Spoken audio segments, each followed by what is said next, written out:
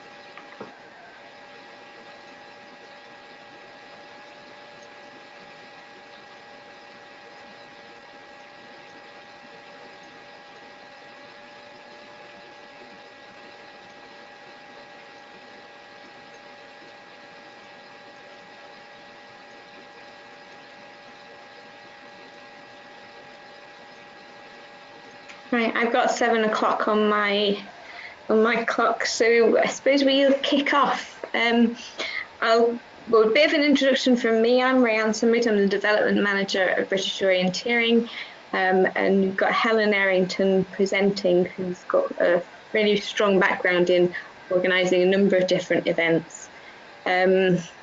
We'll be presenting through the slides over the course of this hour, but there are a number of different ways sort of you can get involved, which we'll go through in a minute. So Helen, if you could jump to the next slide. Yeah, sorry, I've just, so just a bit about the webinar programme. So we started sort of about October last year and it's been running since. Initially the objectives were very much to provide sort of particular training and support to volunteers and clubs on specific areas of club work, if you like. These have been really well received and they're carrying on into 2020, so that's pretty good. If you do have any suggestions or requests for the topic areas, or if you've got a topic area which you're passionate about and wanted to present, so do drop us a line and there'll be an email at the end of this to do that. So that's a little bit about the programme, and then there are a couple of ways that you can get involved, as I've just said. So down the side, if you've not already found it, down the right hand side on your screen, you should be able to see the little the toolbar that goes with the webinar, and there are 2 functions. There's a question function and a chat function, which will allow you to sort of bring your questions, put your questions to us, and then we'll pick them up as we go rather than leaving them to the end. So we'll also have a couple of polls which will pop up on your screen, and you'll be able to click into one or more of the options based on the questions. So watch out for those as we go. Without sort of taking up any more time with this, I'll hand you over to Helen to get started. Okay, thanks, Rayanne. So the aim of this presentation is to look at the key functions involved in organising an event, ways to ensure that events are delivered as successfully as possible, and then right at the end we're going to look at the criteria by which we might judge an event to be successful. So just a little bit about myself. As Rayanne said, I've been involved in organising orienteering events for quite a long time. I started orienteering in about 1982 and I first organised an event in 1984. So they didn't stop very long in getting me involved. I was first in Saxons and then London Orienteering Club, and now I'm in Happy Hearts. I've organised events from level Ds through all the levels up to being director for the World Cup in 2005. I hate planning. As anybody knows, I've planned one event over that entire period of time, and I only did it because I wanted to move up in organising events. And finally, I'm also major event consultant for British Orienteering, supporting volunteers in major events. So that's enough about me. Let's move on to our first poll.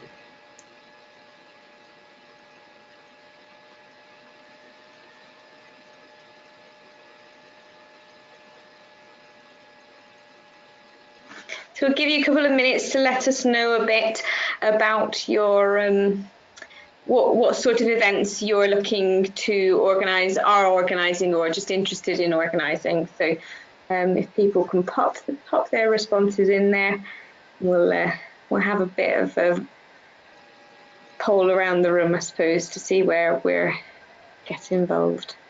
Just a couple more seconds for the last few people to pop their views in. Then let's see where we come out.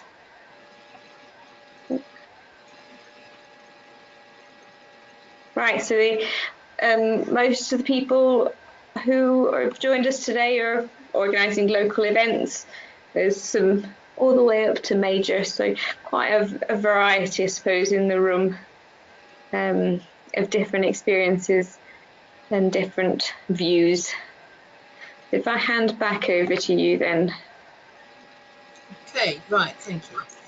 So first of all, what level of event we're talking about? Well, I'm going to try and cover events in general rather than being very specific that this is for a level D event, a local event or a major event. What I actually think is that the functions that you have to do for organising an event are the same whether you're doing a level D local event or right up to a major event. And I will give examples from all different event levels. Pretty much it's similar functions for someone to organise. These functions are carried out by clubs in a myriad of different ways, and there's no right or wrong way that you should be organising an event. And I'll go into a little bit of detail as to why that is the case. So I've come up with the P's of event organising. So we've got preparation, permission, preliminary task, paperwork and project planning. I didn't really think about the P's and having to say them when I wrote that down. But anyway, so I'm just going to go through each of these and talk about what really comes under the heading of preparation and all the rest of them. So preparation. What has been done already?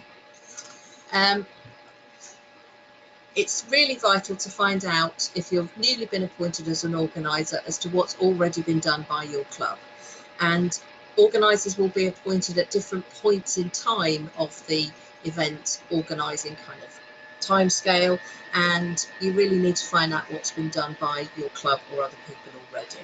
So that would be things like registering the event with British Orienteering. Has this been done? And we'll go on to look at why that needs to be done. Has land permission been requested?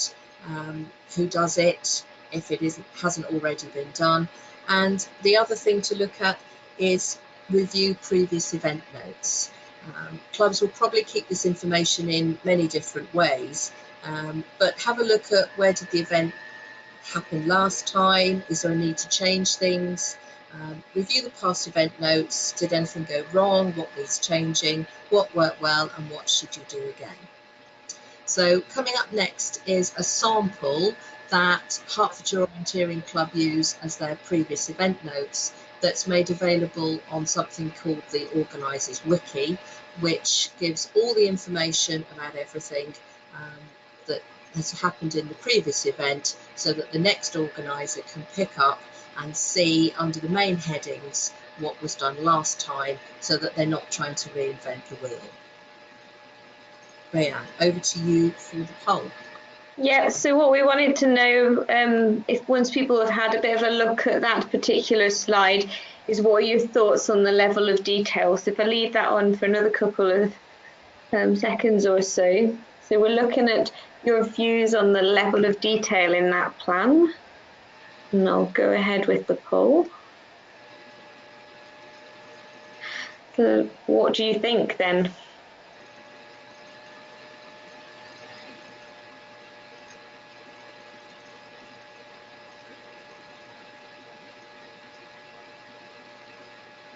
And if you'd like to make a comment as well as sort of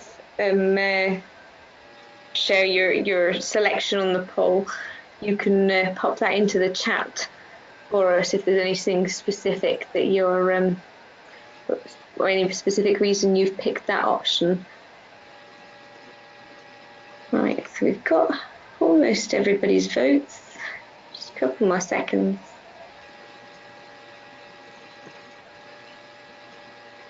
Right then, let's get it up and see what you've said. So we've got a couple of people who are either side of the level of detail, not enough or too much, but the majority of people are looking like it's about right, which is interesting, I think, given the variety of different levels of events that people are organising. So thank you very much for everybody who gave their views. So let you crack on, Helen. Okay, thank you. Right, so permission, which is the next of our P's. So one of the things that I think is really important is to actually try and get land permission before you've started any of the other tasks. That's not always that easy to do, but I think it's quite important. I think the thing to remember is to start early. One of the local events that I've been involved with recently, we started in the January trying to get permission for an event that was in the September, and it took all 9 months that we had to get that done. And when we previously used that area, it'd been a case of just sending an email to the land warden and saying, we'd like to run an event on this day, is that okay? She'd email back and go, yes, fine. And it took literally 5 minutes to do. This took 9 months because there'd been a change of personnel, and the 2 new wardens were very, very wary about having orienteering. We had to share where the controls were going, and there was lots of work, lots of meetings to persuade them to use that area. And we had no idea that things were going to be so difficult this time round. So I would say that starting early with land permission is really important. British Champs next year, 2020, I think we've been 2 years getting land permission to access the area. Talk to the landowners about what restrictions and requirements there are. Getting permission for land is getting harder and harder, it seems to be, and there are increasingly more restrictions, and landowners require a whole load of things. And I think it's really important that you understand those right up front, so that people aren't labouring under a misapprehension of what the use of the land is going to be. What are the land access fees? That's something that's really important to find out. And also to consult on event requirements. Be really clear about what you're going to be using the land for. Are you using PA, commentary? So again, there are no surprises on either side. One of the things that's finding out is who does land access in your club. Is it the organiser who's responsible for doing that, or is it done centrally? So in Hertfordshire Orienteering Club, we've actually got a list of contacts, and they always get land permission for each of those areas and have done for many, many years. This not only provides continuity, but it also means that a novice organiser doesn't have to worry about trying to organise land access. That's already been done for them by the land contact person. One of the things to think about is urban events. Who do you ask permission from? And I'll just leave that one hanging there because that's not an easy thing to work out. You might also think at this point about whether or not you need to inform any residents, locals, notices on boards for people who use the area, just so that they know that the event is up and coming. Preliminary tasks. So, rules. What are the rules of this event or competition? Go and find them. They might be on the British Orienteering website, they may be on the regional website, they may be something on the club website. But find out what the rules are, what you should be doing as organiser. And then if you can't comply with any of the rules, how do I get them varied? What am I going to do instead? Car parking, again, at a very early stage, find out what the parking arrangements are. Is there any choice of car parking? What's the state of the car park field? What was it like at the same time of year previously? And a budget. Do the club require you to set a budget? Is the entry fee set by the club? In which case is a budget necessary? And obviously if a budget is needed, then you need to start getting quotes for costs of things that the event will need.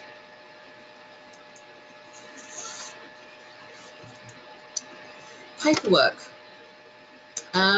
Written permission.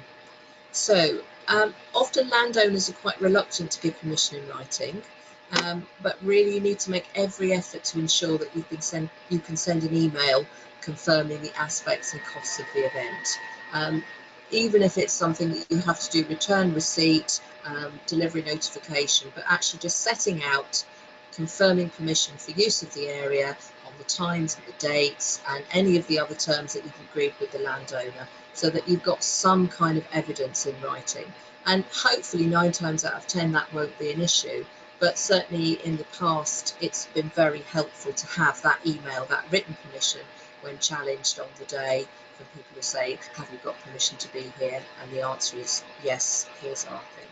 Other landowners may in fact want you to fill in a contract, they'll do an event license, so it's kind of from one end of the scale to the other. Landowners may want a risk assessment before they'll give permission. So again, you need to think about getting an early risk assessment in place. The template's available from the British Orienteering website, and maybe right at the beginning it's going to have very little on it, but at least it shows that British Orienteering and orienteering events can do a risk assessment.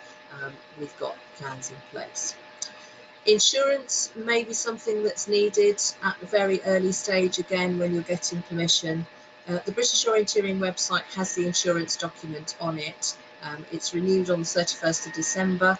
One of the difficult things is if you've got an event over the sort of January period when the new policy is not up there, that can be quite difficult, but you can get around it. The insurance FAQs do actually give what the insurance policy covers. And one of the reasons for actually getting registration done early is that the insurance covers the mapper and the event officials when they're in the terrain from liability following negligence, nuisance or trespass.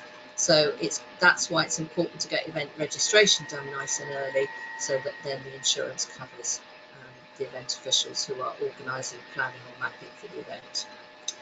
And then finally, you may be asked for an event management or a safety plan. Those are more common with urban events. And it may well be that you've had to contact the safety advisory group or any other local body, and they will ask for an event management and safety plan. And I think there's actually a sample event management safety plan on the British Orienteering website. They look pretty scary documents when you start, but they're really designed for events that have got lots of spectators, maybe alcohol, fireworks, live music, a whole load of stuff that obviously we don't have at orienteering events.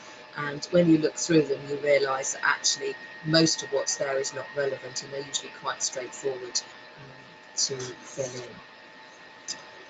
So, project planning.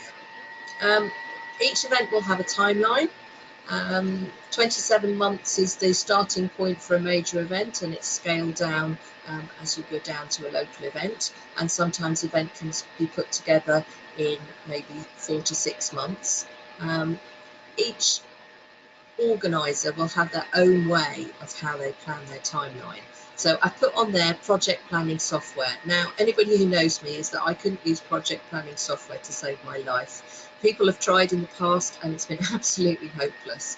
I'm not even very good with an Excel spreadsheet. But really, my view is you need to find project planning software or a way that works for you. So Excel spreadsheet with dates that change when you put tasks in. I just go on a very simple to-do list and tick it off as I go along. The simple thing is find out what works for you and then just make sure that you have a project plan and that you haven't forgotten anything and you can just get things done by certain dates. Pacing. That's not to do with orienteering, by the way, because pacing isn't something I can do in orienteering either. But pace yourself with tasks and be mindful of others and your own workload. Don't leave everything to the last minute. Just try and make sure you can get those jobs that you can do out of the way so that it doesn't all come at once. I thought about this and thought when life was just landlines and letters, things went at a much slower pace. Now that we have mobiles and emails, then you do tend to concertina everything because you can just communicate much faster. So, more P's of event organising, part 2. Publicity, people planning, post-event and plate spinning, my favourite topic. Publicity. Again, all clubs are different in how that they will do publicity. If your club has a publicity officer, contact them and find out what they will do for your event and also what you're expected to do. In Hertfordshire Orienteering Club, we have a flyer that lists all of the Saturday series events that's done by the central publicity officer, and therefore the organiser doesn't need to do any publicity themselves. But that will obviously be different for every club. You need to find out the information in a timely manner, and I would say that don't assume anything. So that's don't assume someone will publicise it for you, but also don't assume when you're doing your publicity that people understand, particularly newcomers, as to what the event is about.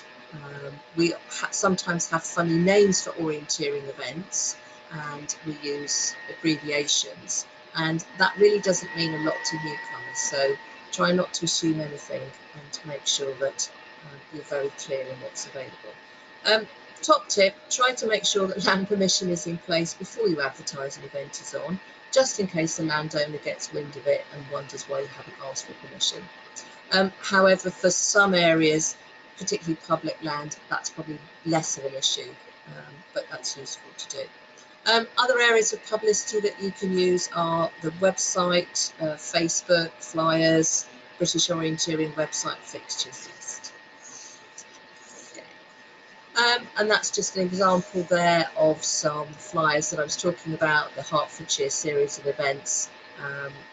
So all of those areas and permissions and dates for the whole of that series year are actually done nearly a year in advance. And all of the events will have had outline in principle permission sought for, so that that flyer doesn't come as a surprise to any landowners. So you got your permission, you've done your publicity, so we need to think about what pre-event information is needed. This could be on the flyer, it could be on the website, it could be on the BOF registration information. So is there entry on the day? Again, it needs to be obvious as to what that actually means. Make it clear about where the closing dates are. For those of you who know, Cambridge University did the Cambridge City Race, and they inadvertently had a closing date on the Saturday night, and they'd forgotten to put that closing date on the website, and it was only when you went to enter that it told you when the closing date was. And they had a whole string of people who didn't manage to enter by the closing date, and lots of complaints and emails. They obviously very generously allowed everybody to come and do an entry on the day, but again, be clear on the website about when the event closing dates are and what that actually means. You need to do pre-event information so that it's sufficient for those who are thinking about coming to make an informed choice when making their entry. or setting off on the day.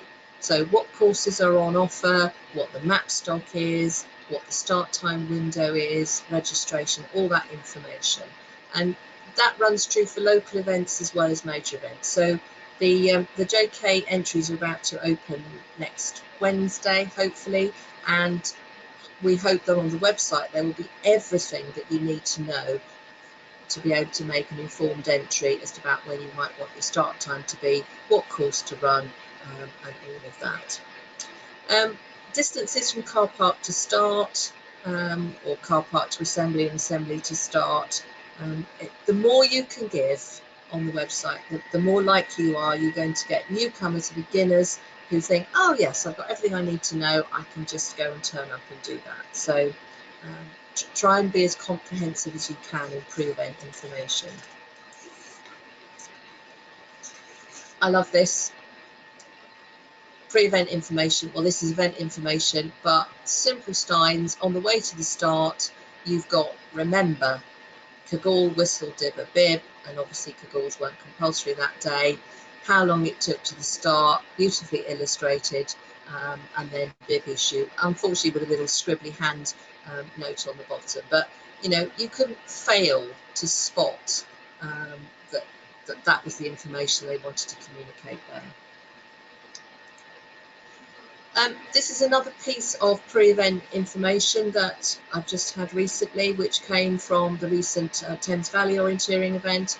Everybody was emailed full explanation about the state of the car park field, the weather forecast, and how to drive in through the gate, where to go, and all the rest of it. I think there was a couple of cars they had to push in, but at least everybody had some really good pre-event information there, so you knew that you were going to get your car in and hopefully back out again.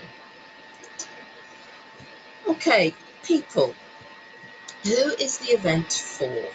So that's an important thing to think about. Who are you organising this event for? Who are your customers? Who's going to be coming? And I've put down there a list of people that you might be all of those people that you're organising the event for, or it may be that you're particularly aiming this event at newcomers and beginners. So you need to think about them as customers of your event, and consider what it is that they are expecting to get from this event, and how you're going to organise it so that they have the best orienteering experience. And I'll go on to say what it is that I think people do want from an event, but I think do consider all of those categories when you're putting the event on. So, participants, newcomers, beginners, what do they want from an event? Okay, I think they want advance information about what they can expect, friendly welcoming officials, support and advice if needed, and actually a debrief about how it went. So we have a Hertfordshire local events. We actually have a sort of training coaching tent, which is staffed by a couple of people, and as newcomers come along, then on the way to the start they'll say, oh, what course are you doing, you know, have you done this before, do you need any information, do you need any help? And then on the way back from the finish, the same people will go, how did it go, you know, what did you do, what mistakes, you know, do you want any support? And that makes people feel part of what's going on. And they also have a meet and greet system where, again, people are available to explain where they need to go, what they need to do. So that makes them feel part of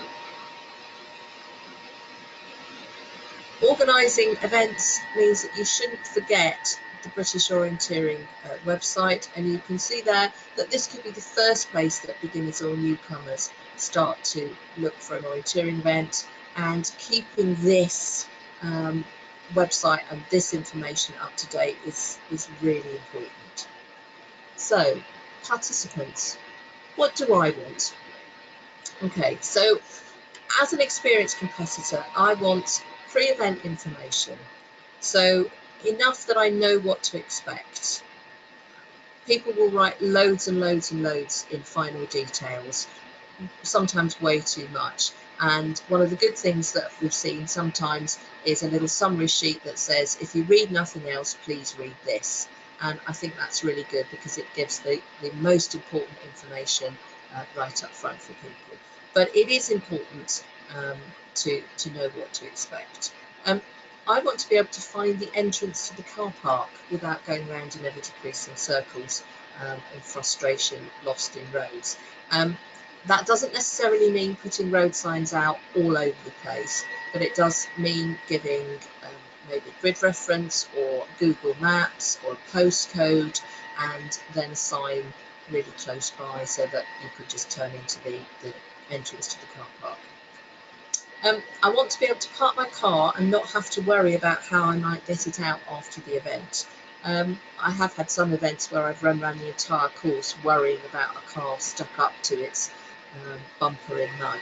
So that to me is quite important. I want to be able to start calm, to get to the start and to begin my run in as stress-free way as possible. So making sure that the signs to the start are clear, that they don't give up halfway, people don't end up going the wrong way through the woods or down the road. And then when you get to the start, it's really clearly laid out, it's obvious to where things are, and officials are just processing people in a really calm way. And that might mean having a pre-event meeting to look at how to lay out the start rather than leaving it on the morning of the event and just throwing it all down and hoping it'll be all right. I want to have the course that's appropriately planned for my age and my class and the level of the competition, and I'd like to have a valid result in a timely fashion. And I think pretty much most events at all levels are quite good at doing that. Long gone are the days when we used to have stubs on a washing line and then wait 2 or 3 weeks for someone to have typed everything up and printed it in a booklet and stuck it in the post. But it is good nowadays with electronic punching and electronic results that actually we do try and make an effort to get results by the end of the day, if at all possible. So this is just an example of fitting the event to the competitors. This is the start of the British Sprint Champs, and as you can see, there's a lot of equipment there. There's a lot of people starting at once. There's boxes for maps, course labels, tables. A whole lot of work has gone into laying out that start. And here we have the start at a local park in Hertfordshire, and as you can see, there's 2 officials, very simple boxes, very easily laid out, very informal, and exactly what you would expect at a level D event for beginners to come and take part in. And then the contrast, of course, we have the finish here. It's a finish at, it's a British or JK, but obviously you've got commentary, you've got run-in, you've got arena, you've got download tent, the whole works. And by contrast, this is the finish of a local event, which is just simply a finish flag and finish control and nothing else. So it's about making sure when you're organising an event that you've got the right start and finish for the level of event that you're doing. Okay, volunteers. What do I want as a volunteer? Well, I want an appropriate job. And what I mean by that is when you're looking at volunteers, you'll obviously get people who are offering to help. And some people have jobs that they always do and they're good at and they're experienced, and therefore it would be obvious to give them that job. But it needs to be appropriate to the level of knowledge and experience, and it's really no good giving car parking to people who don't drive, and in particular juniors who often struggle to understand about parking cars. But also looking at volunteers who perhaps don't want to stand on the top of a windy hill for hours on end, and maybe that would be more appropriate to put them somewhere else. I also don't want a non-job, which is where you've had too many people volunteer and you can't think what to do with them, and rather than say no thank you, not this time, you just sort of give them half the job. No, I think a lot of volunteers would rather you said, look, thank you very much, could I put you on standby, and if I don't need you, If no one drops out, I'll let you know. Just have a run and enjoy your time. I want some pre-event information about the job and what's expected of me. Obviously, a local event, most people are just going to turn up and sort it out on the day. If you're doing a much higher level event, a major event, then there's going to be team leaders, there's going to be team meetings, there's going to be site meetings, and a whole lot more information is going to come out to volunteers. But there's nothing worse than not really knowing what you're supposed to be doing and then telling people the wrong thing. And one of the worst examples of that was a JK in 2008, where it was something like a half-hour walk to the start in the snow, and there was an official who didn't really know and understand what a time start meant, and somebody turned up and realised they'd forgotten their dibber. So this kindly official said, "Oh, don't worry, go back and get your dibber, and we can sort you out when you got back." And of course, this person jogged back, came back 45 minutes later, and it was a time start, and they'd missed 45 minutes of their start time. So making sure that people understand the job that they're doing is really important. I want to be able to compete. I want to be able to go for a run if I want to. And then I want to be valued. I want to have my contribution to the successful staging of the event acknowledged in some way. So, question for you. Over to Ryan. Yeah, so we've got another poll for you on sort of the value and the rewards and incentives that you've got for volunteers at your club. If I go with it straight away. So we're asking about what sort of event or what sort of incentives and rewards you provide for volunteers at your club.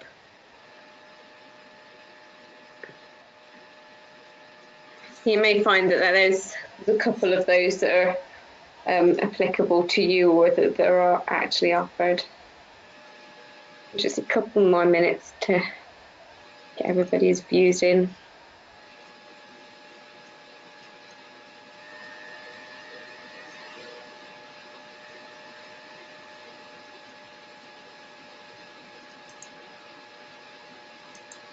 All right. Anyone else to share their views?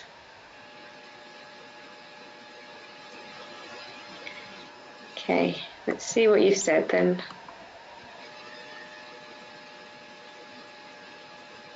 That's interesting. So we've got the most popular one on there is a free or discounted run, which I suppose is not surprising. Second to that is the informal or formal thank you that they would get. Right. Thank you very much, everybody. That's interesting. Thank you. Okay, so one of the things that we've thought about often is whether or not you should brand your volunteer. I don't mean literally with an iron, but actually make sure that your officials are available. And here's 3 jolly TVOC members who willingly had their photograph taken, all of them wearing high-vis jackets, all of them really obvious to anybody who needed to ask an official if there was something to do. In a contrast, of course, here's a couple of event officials who are taking it in a very relaxed manner. They are meant to be running that start, but as you can see, they're both having a catch-up. I'll leave you to wonder whether or not volunteers should be in high-vis jackets or should be allowed to be having a chilled-out time. But there you go. It'd be interesting to hear your views on the chat or the questions, folks. So if you do want to share something, do utilise that function. Yeah, please do. Okay, so spectators, what do I want if I'm spectating? Well, I kind of want to know where things are taking place. So by that I mean, I want to be able to see my children off at the start or stand at the finish and cheer people in.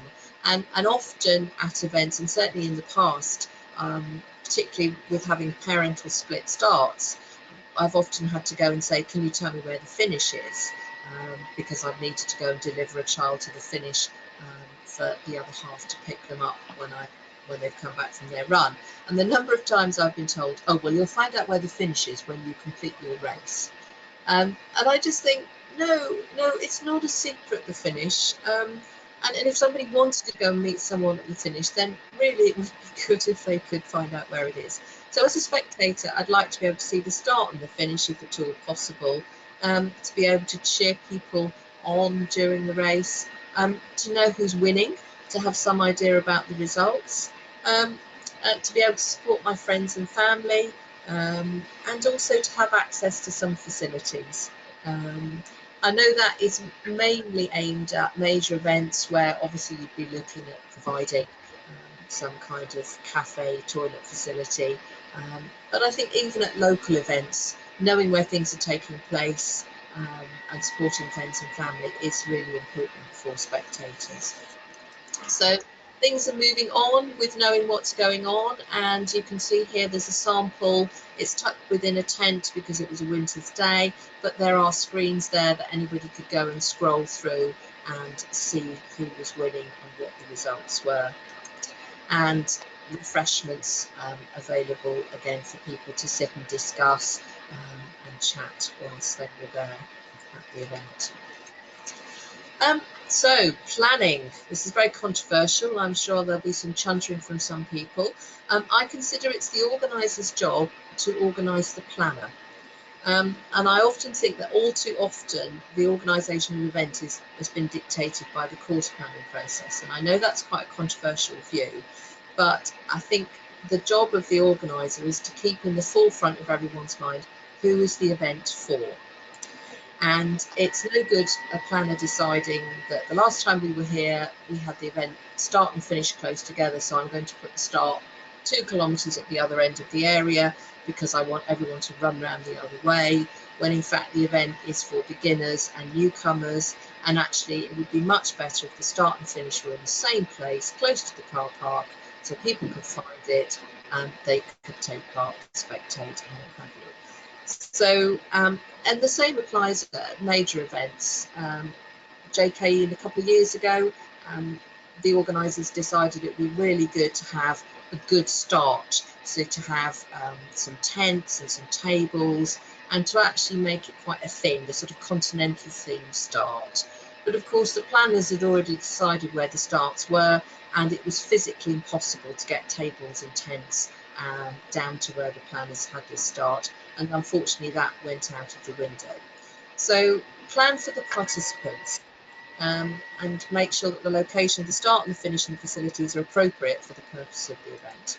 So you can see in this example here, the start and the finish are very close together. In fact, the finishes, you've already seen someone running into it, and the start, you've already seen the start officials seeing people off. The car park was the area under the number 14, and obviously that was a level D event, local event, newcomers, beginners. The buzz was around registration, which was just north of the start, and it meant that everybody could have quite a social time at that event. Right, this is another example of where the participants had been really thought about. There was a series of tents, and they're all really clearly labelled so that you can go from one to another and make sure that you knew what was going on. So there we are, we're coming towards the end, so we're looking at post-event evaluation. It's always a good thing to try and carry this out. I realise we move on in our lives and that's done, so we can move on to the next one. But really ask yourself some questions. Were attendance numbers what we were expecting, and if not, why not? Were the courses appropriate and the winning times as expected? Think about thank yous, particularly to landowners and volunteers. You may decide that some simple presents are useful for landowners, maybe a framed copy of the map or some photographs or something like that. Do you do a post-event report on the website to a local paper or something like that, just to remind people that it happened and hopefully it was successful? And then obviously sort out the finances, pay people their expenses, try and make volunteers claim for their expenses, because then the true cost of the event is actually there. Sometimes it gets hidden. And obviously pay the levy and everything.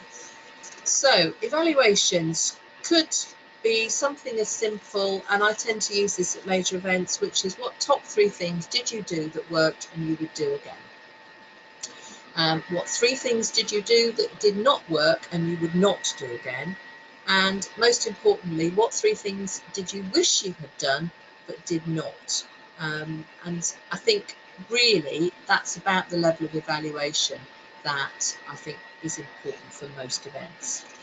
People write pages and pages post-event, particularly at major events, and it's all incredibly valuable stuff, but sadly it doesn't always get read, and that's a real shame.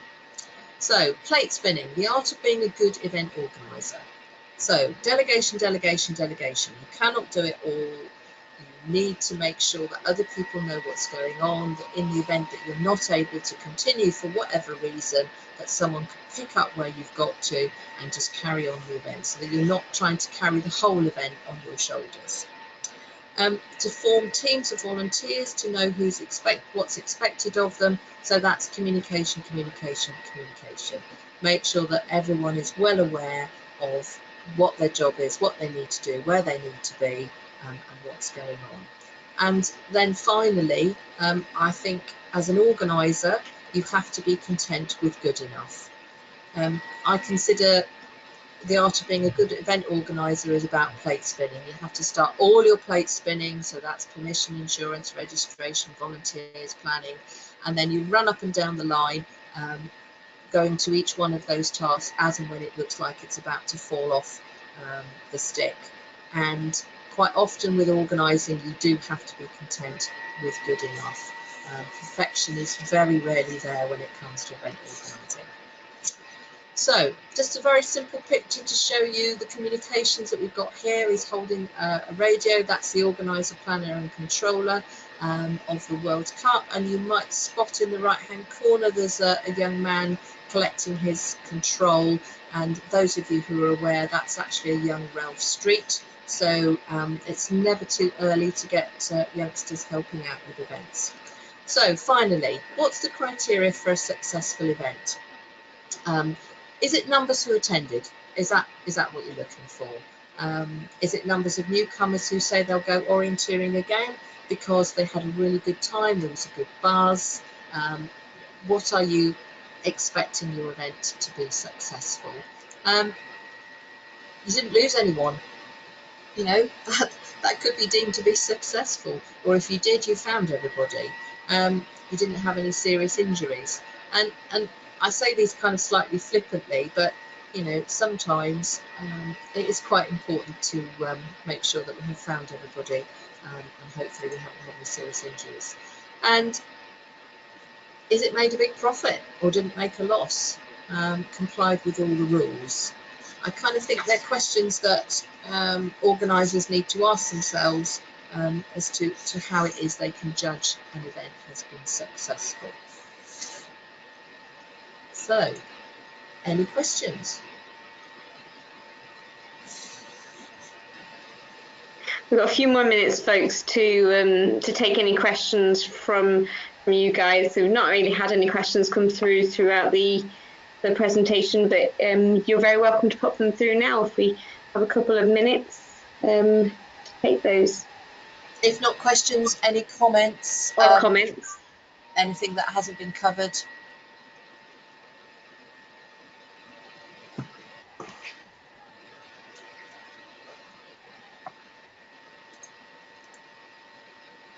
Right, we've got Alan Leakey.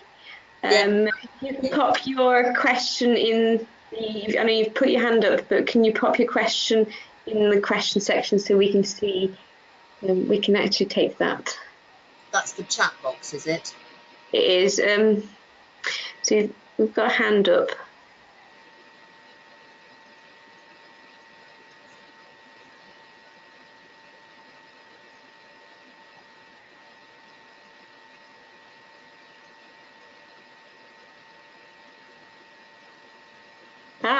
So we have, Alan asks, what's the mascot in the picture, Helen? Okay, the mascot in the picture is YOPA, or the Year of Participation.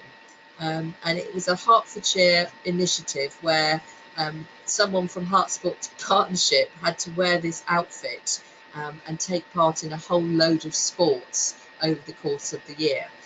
This is actually the hottest day of the year, and it's at a local park near Hatfield University. And unfortunately, the man who normally wears the yoga costume wasn't available, so we had to stuff one Peter Errington into it.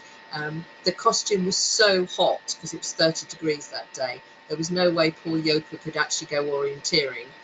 So we staged a couple of photos to show that he'd at least been to an event.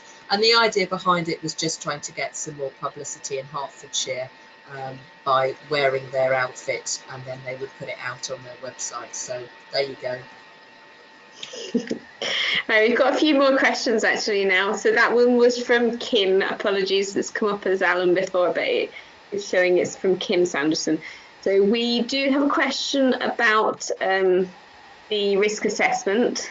So we've got, do I need to submit a copy of the risk assessment to BOF for insurance purposes? No, you don't need to submit it to BOF at any event level at all, but you do need to keep it filed for, I think it's 5 years. So in Hertfordshire we have one person who's the keeper of the risk assessments, and it's usually an electronic copy, and where the wiki goes, then the risk assessment copies would go into a Dropbox file there. So no, we don't need to see it at British Orienteering unless it's a major event, and then it would have to be shared to the major event consultant, but not for any level of event, no. Does that answer your question? I believe it does. So the next question, well, the next comment is it might be worth mentioning the need to keep a record of all attendees and volunteers for insurance purposes. This one's from Alan. Yes, that is something that is very, actually the best way of learning about that is looking at the insurance FAQs. But yes, you do need to keep a record of all the attendees. Now, a record actually is the results of everybody who ran, plus anyone who volunteered who didn't run, and anyone who accompanied somebody round a course but didn't actually compete themselves. So it isn't meant to be too onerous, and there are ways of streamlining it, but it is something that does need to be done, yes. Yeah. Next question is from Simon. Most clubs probably have guides for organisers. Do British Orienteering have resources to pick up to help organisers, task lists, evaluation forms, etc.? Well, there is, well, I've nearly written the JK manual, but that's currently 350 pages of templates and useful items, and I don't think that's very much use for a local event. I don't think there's anything up to date. Rayanne, do you know that? No, so there's some templates, risk assessment, things like that can be accessed. So what I'll do is I'll make sure those links are circulated to people who are involved tonight.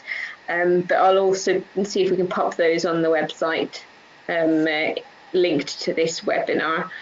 But the intention is to take the sort of event manual that is being prepared for the JK and to pull out parts and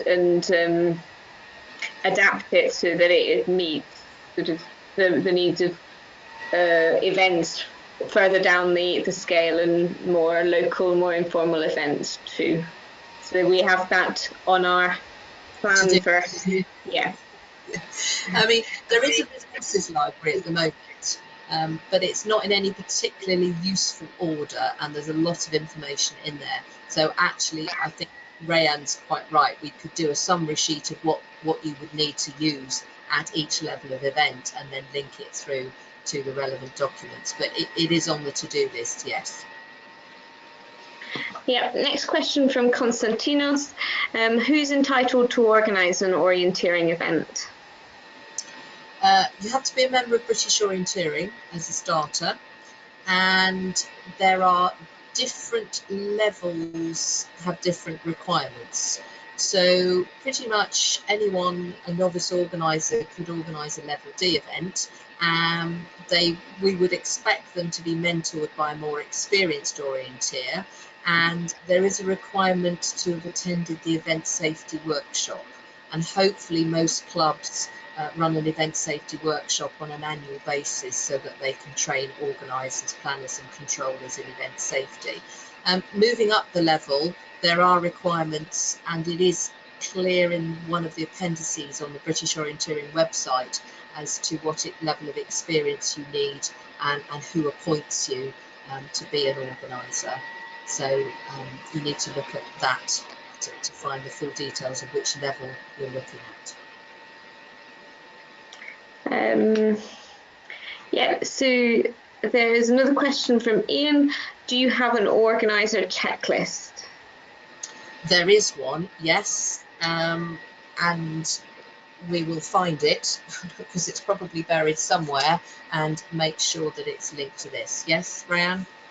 Yeah, that's absolutely fine. Yeah, we'll pull together all those links and send them out for you. The next question, again from Konstantinos, is how do we ensure equipment against theft? Right.